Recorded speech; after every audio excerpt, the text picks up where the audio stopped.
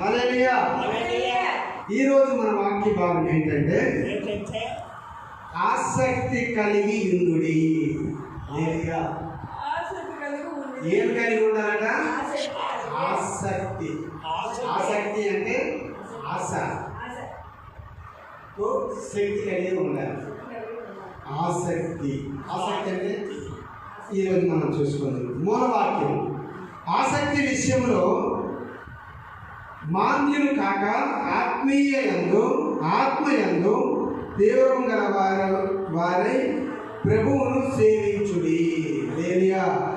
రోమియోకి రాసిన పత్రిక 12వ అధ్యాయము 11వ వచనం మనం చూసుకున్నట్లయితే, ఆసక్తి విషయంలో మాంద్యులు కాక ఆత్మయందు తీవ్రత గలవారై ప్రభువును సేవించుడి. ఎవరిని సేవించారట? ప్రభువుని సేవించారట. హల్లెలూయా.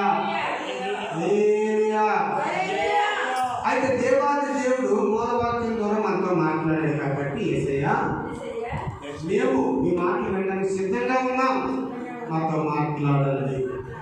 ఆమేన్. హల్లెలూయా. వాక్యంలోకి వెళ్ళిపోతాం. మూలవాక్యం ప్రశాంతంగా మంచిగా నీట్గా ఆలోచించండి. మైండ్ అంతా ఇక్కడే పెట్టండి. హల్లెలూయా. మైండ్ అంతా ఎక్కడ పెట్టాలి? మందిరంలోనే. అలాగే కోళ్ళు వెళ్ళిపోతాయి, లేక కుక్కలు వెళ్ళిపోతాయి, అలాగే భోజనం వెళ్ళిపోతారు, వీళ్ళు గొడవలు ఆడుకుంటారు, అలా కొట్టుకుంటారు, వీళ్ళు తిట్టుకుంటారు. అదే మన మనసులో, ఆత్మలో, శరీరంలో, హృదయంలో తీసేసి ఇప్పుడు మనము దేవుడు వాక్యము ఏమి నాతో మాట్లాడుతాడో అది మనము ఆలోచించడం కాక. హల్లెలూయా. దేవుని వాక్యంలో తెలిపదము. దేవుని పట్ల ఆసక్తి కలిగి ఉండాలి. ఎలా ఉండాలట? దేవుడి పట్ల ఆసక్తి కలిగి ఉండాలి. దేవుడి పట్ల ఆసక్తి కలిగి ఉండాలంటే హల్లెలూయా మనం ఎక్కడికి వెళ్ళాలి? సంఖ్యాకాండంలోకి. సంఖ్యాకాండము 25వ అధ్యాయము. సంఖ్యాకాండము తీసారండి. సంఖ్యాకాండము 25వ అధ్యాయము. 25వ అధ్యాయం 13వ వచనం.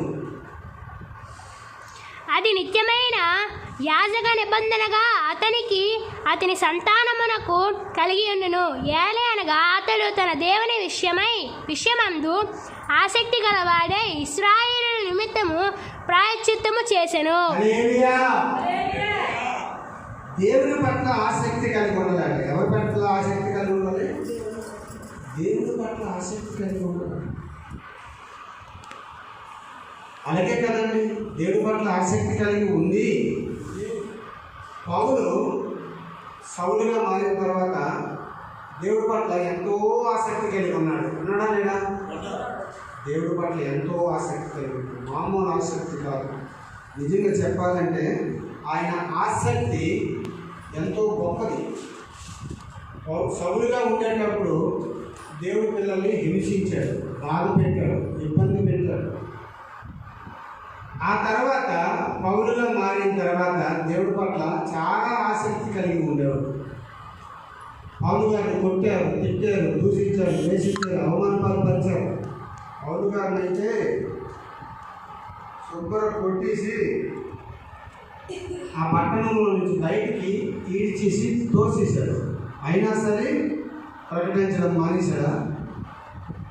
దేవుడి సువార్త ప్రకటించడం మానేశాడా?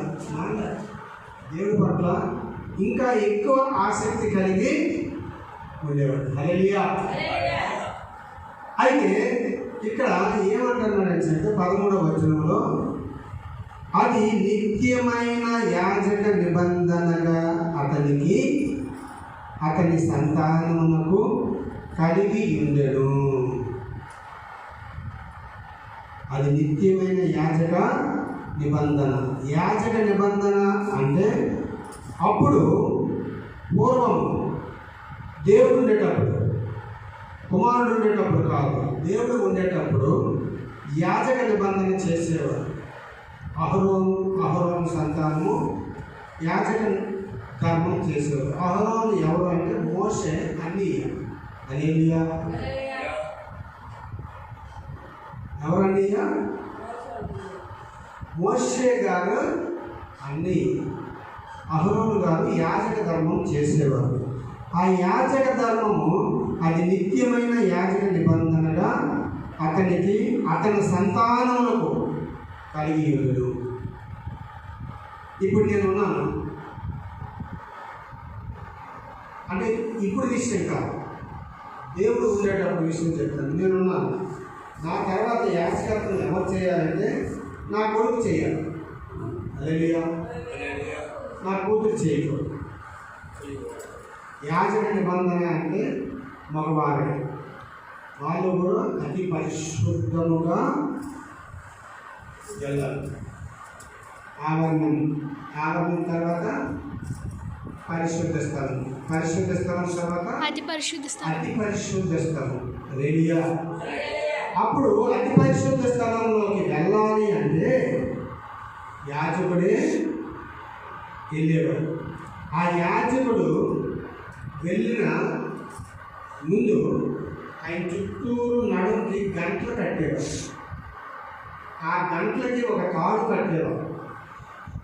ఆ తాడు కట్టి అతన్ని పంపించేవాడు. అతను పరిశుద్ధుడైతే యాజక ధర్మం మంచిగా చేసి వచ్చేవాడు. అతను ఏమైనా చిన్న తప్పున్నా అక్కడ ఏమయ్యేవాడు? మరణించేవాడు. ఆ గంటలు ఊగినంతసేపు యాజకుడు బ్రతికున్నాడు అని అర్థం. ఆ గంటల సౌండ్ ఆగిపోయింది అంటే యాజకుడు చనిపోయాడు అని తెలుసుకొని ఆ తాడుకొని లాగేవాడు. మీకు అర్థమైనట్లే చెప్తాను. ఇది పరిశుద్ధ స్థలం. ఇక్కడి నుంచి దేవ వేసేవాడు. ఇది అతి పరిశుద్ధ స్థలం. మీరు కూర్చున్నది పరిశుద్ధ స్థలం, అవుతుంది ఆవరణం. హల్లెలూయా. అర్థమైందా? ఈ దేవ లోపల దేవుడు ఉండేవాడు. అగ్నితో మండి, ఇవ్వండి, ఇది ఉండేది చూడండి. ఇది ఈ మందసం ఉండేది ఎక్కడ? అతి పరిశుద్ధ స్థలంలో ఆ మందసం ఉండేది. ఆ మందసము ఇదిగోండి చూడండి, ఇక్కడ 2 కెరూబులు ఉన్నాయా? ఈ 2